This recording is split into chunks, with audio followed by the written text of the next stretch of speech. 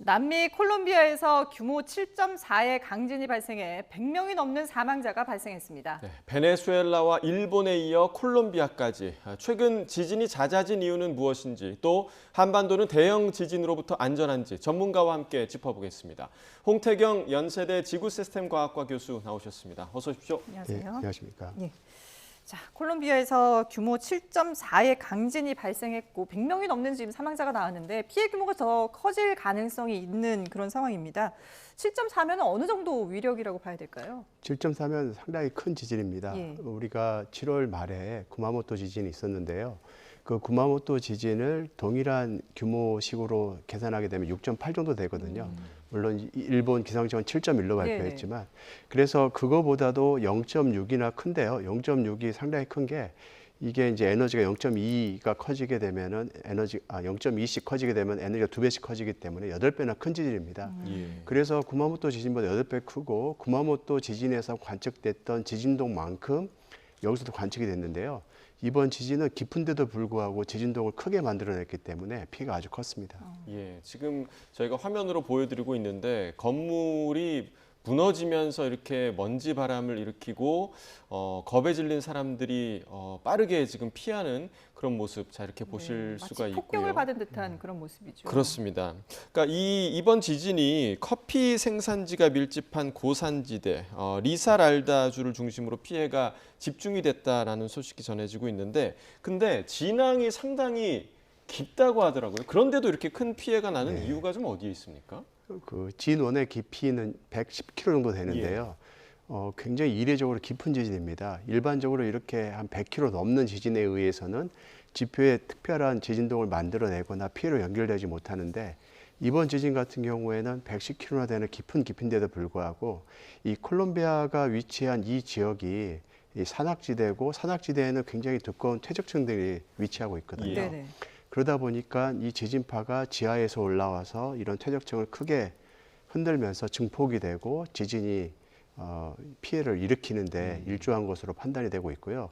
그리고 이게 깊은 지진이다 보니까 바로 위에 있는 진앙지뿐만 아니라 조금 더 벗어난 지역까지 광범위하게 피해를 줄 수 있는 구조가 됐습니다.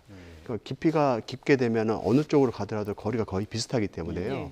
그래서 넓은 범위에 피해를 광범위하게 낼 수 있는 지진으로 발달하게 됐습니다. 예. 넓은 범위에 이제 영향을 미쳤다라고 하셨는데 그래서 그런지 국경을 접한 에콰도르나 파나마까지도 이 지진을 느꼈다고 하더라고요. 네. 이번 지진이 그만큼 깊은 지진이었기 때문에 광범위한 피해를 일으켰고요. 예. 이 진 앙지라고 할 수 있는 바로 지진 바로 위에 있는 위치에서는 0.2G가 넘는 지진동을 만들어냈습니다. 이 0.2G라고 하는 거는 우리나라 과거 원자력 발전소의 내진 성능이 0.2G였거든요. 네네. 그러니까 과거에 우리나라 원자력 발전소도 견딜 수 없을 정도의 굉장히 강한 흔들림을 만들어냈고요. 특히 콜롬비아 같은 경우에는 지진이 빈발하는 곳이긴 하지만 내진 성능이 그렇게 많이 갖춰져 있지 않은 건물들이 꽤 있거든요.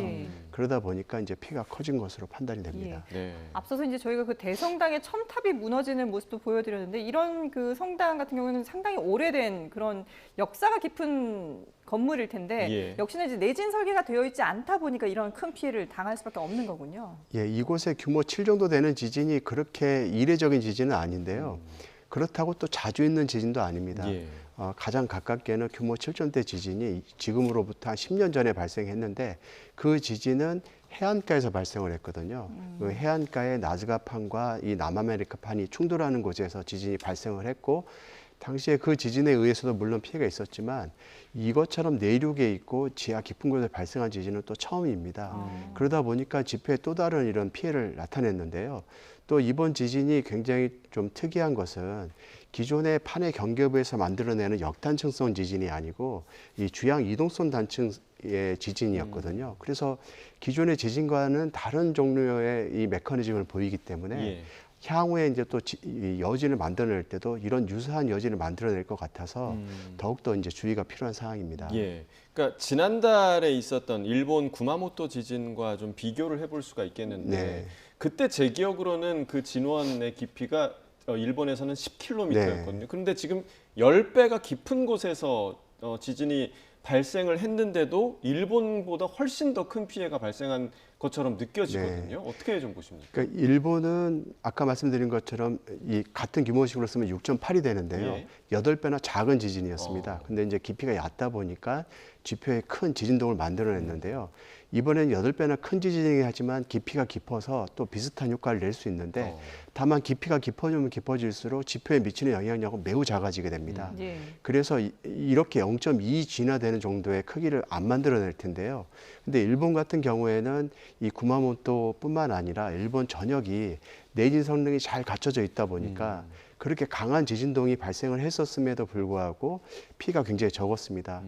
사망자가 한 30여 명이 발생했지만 지진에 의한 뭐 직접적인 피해라기보다는 후속적으로 건물이나 이런 것들이 무너지면서 일으킨 피해이기 때문에 그런데 이번 같은 경우에는 지진동에 의해서 직접적으로 건물이 무너지게 되고 그 효과로 이제 굉장히 많은 사망자가 연결되고 있거든요. 그래서 이번 지진이 더 큰 피해를 일으키는 지진으로 판단할 수 있습니다. 지금 화면에 보시는 것처럼 건물이 그냥 정말 종이장처럼 옆으로 쓰러지는 모습도 보일 수가 있고요. 그리고 지금 피해 현장들을 보면 건물의 형체를 알아보기 힘들 정도로 완전히 부서지는 그런 모습들도 볼 수가 있습니다. 말씀하신 것처럼 이번 지진이 이제 여러 가지 요인으로 인해서 상당히 이제 피해를 키울 수밖에 없는 그런 상황인데 이번 지진이 그동안의 콜롬비아에서 발생했던 그런 지진과 좀 특이한 양상을 보인다라고 말씀을 하셨잖아요. 그럼 왜 이번에 이렇게 좀 특이하게 발생을 했을까? 혹시 뭐 어떻게 봐야 될까요? 네, 이번 보통의 이제 콜롬비아에서 발생하는 지진은 해안가에서 많이 발생합니다. 그리고 깊이가 비교적 얕고요. 한 20km 내로 발생하는 지진들이 많아서 규모가 작더라도 물론 이제 콜롬비아 해안가에 있는 많은 도시들에 피해를 주곤 하는 일들이 있었습니다. 그런데 이와 같이 110km가 넘는 지진은 제가 이제 여기 오기 전에 콜롬비아에서 발생한 지진 역사를 쭉 봤더니 100km가 넘는 지진 중에서 규모 7.0이 넘는 지진이 거의 없습니다. 1900년 이후로. 그래서 이 지진과 한 두어 개가 더 있는데요. 그만큼 굉장히 이례적인 지진이라고 할 수 있는데 그래서 이런 지진들은 사실 발생할 거라고 예상하기 어려운 지진이었다고 할 수 있습니다. 특히 이번 지진이 발생한 위치는 이 나즈가판과 남아메리카판이 충돌하는 충돌대이기도 하지만 북쪽으로는 카리비아판이라고 하는 것이 이제 덮개처럼 덮고 있는 곳이거든요. 지난 6월 말에 베네수엘라 지진이 있었는데 이 베네수엘라 지진이 이 카리비아판과 이 남아메리카판의 충돌대에서 지진이 발생을 했고 당시에 5천 명이 넘는 사람들이 사망한 바가 있습니다. 근데 그 지진으로부터 상당히 먼 거리임에도 불구하고 이런 판의 삼각지, 세 개의 판의 꼭지점에 해당하는 곳에서 지진이 발생을 했고 사실 이런 곳은 지진 발생하기가 되게 어렵거든요.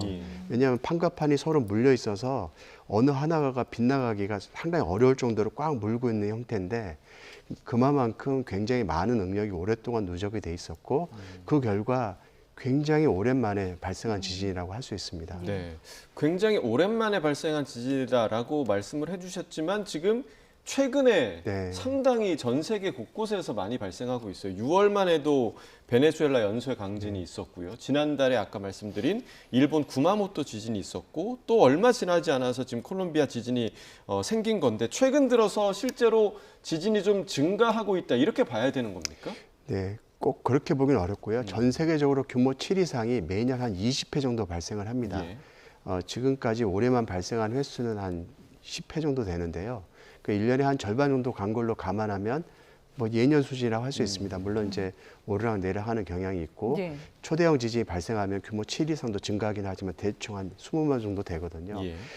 그렇지만 지금 이제 규모 7 정도 되는 지진이 발생한 곳들이 공교롭게도 이렇게 대형 시설물이 있거나 아니면 인구가 많은 곳 이런 곳에 발생을 하다 보니까 피해가 크게 연결이 되게 되고요.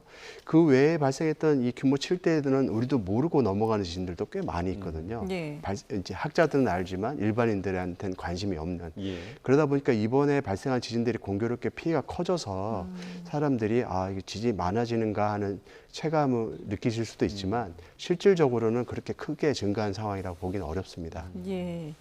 자, 근데 이렇게 이제 지진 소식이 연달아 들리다 보니까 많은 분들이 우리나라는 그럼 과연 안전한가 이런 좀 의문이 들 수밖에 없거든요. 근데 사실 우리나라도 그동안에 지진 안전지대가 아니라고 하면서 또 이런 크고 작은 규모의 지진들이 실제로 발생을 했었잖아요. 어떻게 네. 봐야 될까요? 그렇습니다. 우리나라는 경주 지진 규모 5.8 2016년에 발생하고요. 네.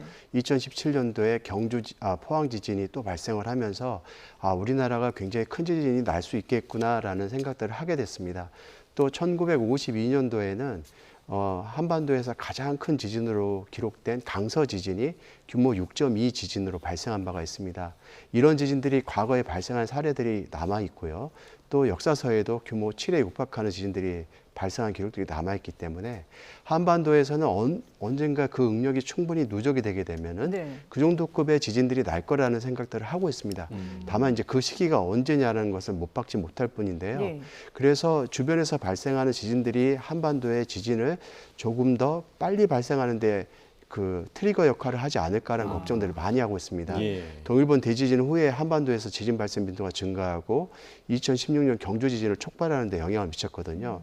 그래서 최근에 이제 난카이 해곡에서 발생할 지진이 한반도에 또 다른 위험을 초래하지 않을까라는 걱정을 하고 있습니다. 예. 그래서 이제 우리가 좀 대비를 해야 하지 않나라는 목소리도 높아지는 것 같은데 가장 좀 시급하게 우리 정부 차원에서 점검해야 될 부분은 어떤 부분이 좀 있을까요? 네, 그 한반도에서 발생하는 지진에 대한 내진 성능은 어느 정도 충분히 갖췄다고 할 수 있습니다. 2000년대 들어서 정부가 한반도에서 발생 가능한 지진에 대한 대비를 충분히 하면서 내진 성능을 충분히 강화했었는데요. 다만 그때 고려하지 못했던 것은 네. 지난 이제 미얀마 지진에서 봤다시피 규모 7점대 지진이 1000km 떨어진 방콕에 있는 건물들을 이렇게 붕괴시켰거든요. 예. 고층 건물들을. 그래서 난카이 해곡에서 발생하는 큰 지진에 의해서 저주파 에너지가 발생할 수 있는데 이 저주파 에너지는 300km 떨어진 남해안 일대에 있는 큰 건물들에 영향을 줄 수 있게 되고 예. 그 건물들은 내진 성능에서 미처 고려하지 못한 이 저주파에 반응할 가능성이 있거든요. 네네. 그래서 그러한 저주파에 대한 대응이 충분히 한지 살펴봐야 되고요. 또 한반도에서는 지진들이 많이 발생하지만 단층이 어디 있는지 아직까지 채 알려지지 않은 것들이 꽤 많이 있습니다. 네. 전국을 권역별로 나눠서 하고 있지만 이 충청 전라권은 아직 이루어지지 못하고 있는 상황이거든요. 그래서 그런 지역에 대한 조사가 완료가 되게 되면 어느 정도 지진에 대한 충분한 대비가 될 거라고 생각이 됩니다. 예, 알겠습니다. 더 이상 이제 우리나라도 지진 안전지대가 아니기 때문에 말씀하신 것처럼 예측이 어려우니까 미리미리 대비를 하는 것이 중요하겠습니다. 지금까지 홍태경 연세대 지구시스템과학과 교수와 함께 얘기 나눠봤습니다. 잘 들었습니다.